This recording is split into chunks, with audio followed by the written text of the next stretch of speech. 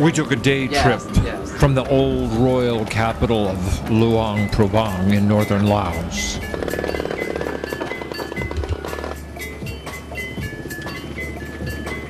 One doesn't normally expect five-star accommodation in the hinterlands of Laos.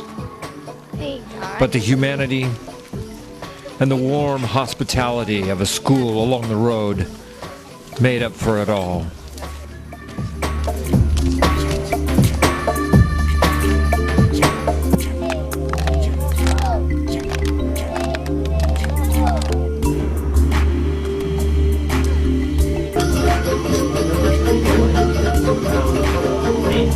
As we passed through terraced hillsides, we came upon a village within walking distance of our destination.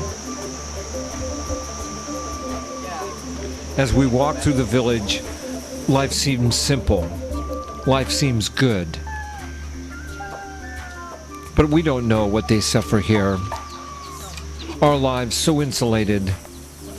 Their understanding of us so incomplete, and ours of theirs.